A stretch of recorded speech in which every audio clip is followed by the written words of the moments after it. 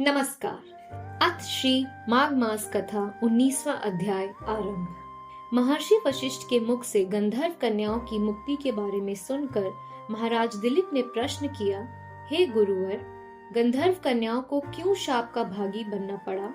वे गंधर्व कन्याएं किसकी पुत्रियां थीं? उनकी कितनी संख्या थी तथा उनका क्या दोष था?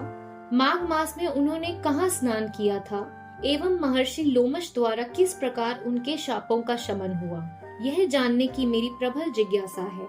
महर्षि वशिष्ठ ने कहा, अत्यंत प्राचीन काल में कुबेर की अलकापुरी में 5 गंधर्व भ्राता निवास करते थे।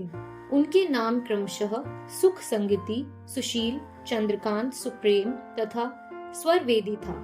उन 5 गंधर्वों की 5 कन्याएं थीं। सुख संगीति की कन्या प्रसोदिनी, सुशील की सुशीला, चंद्रकांता की सुतारा, सुप्रेम की चंद्रिका तथा स्वरवेदी की कन्या का नाम सुस्वरा था।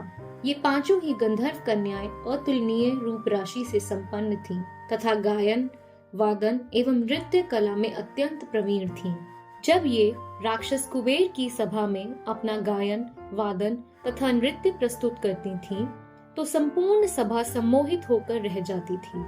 एक बार वैशाख मास में यह 5 गंधर्व कन्याएं गौरी पूजन के लिए सुंदर वस्त्राभूषण से सज्जित होकर अपने वाद्य यंत्रों तथा वीणाओं को लेकर वन में गईं। वन में एक सरोवर के समीप पहुंचकर उन्होंने गौरी पूजन हेतु कमल पुष्प तोड़ना प्रारंभ किया।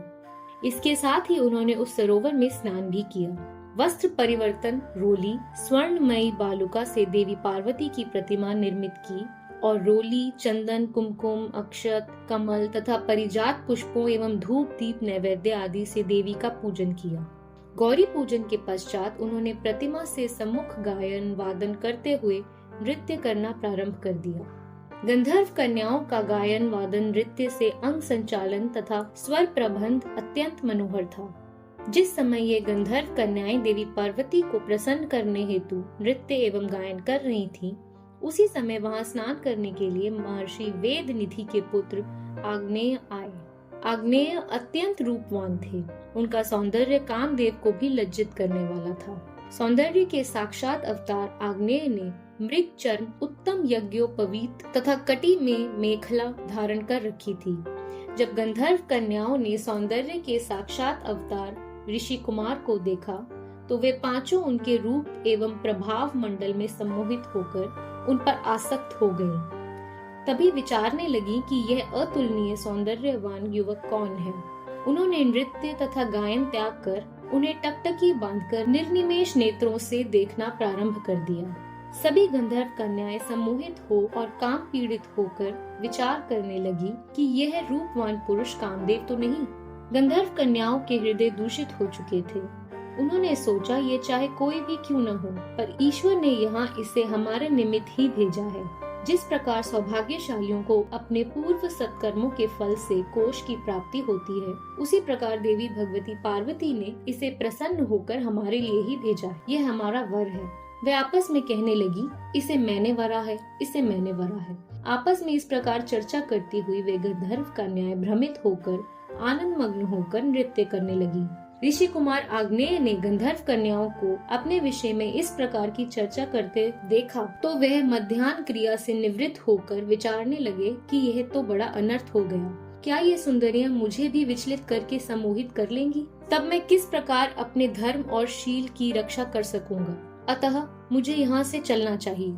ऐसा विचार मन में करके ऋषि कुमार आग्नेय गंधर्व कन्याओं के अपने समीप पहुँचने के पूर्व ही अपने योग बल से अदृश्य हो गए। योग शक्ति से अदृश्य हुए ऋषि कुमार को अपने सामने न पाकर वे सुंदरियां प्यास से व्याकुल मृगियों के समान दुखी एवं उद्वेलित हो गईं।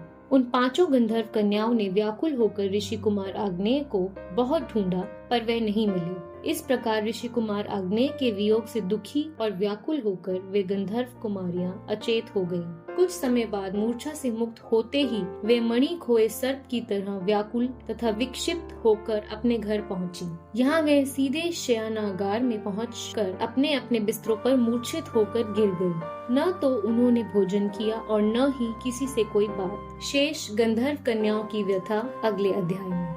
इति श्री पद्म पुराणे माघ महात्म्ये 19वां अध्याय संपूर्ण। श्री विष्णु भगवान की जय। धन्यवाद।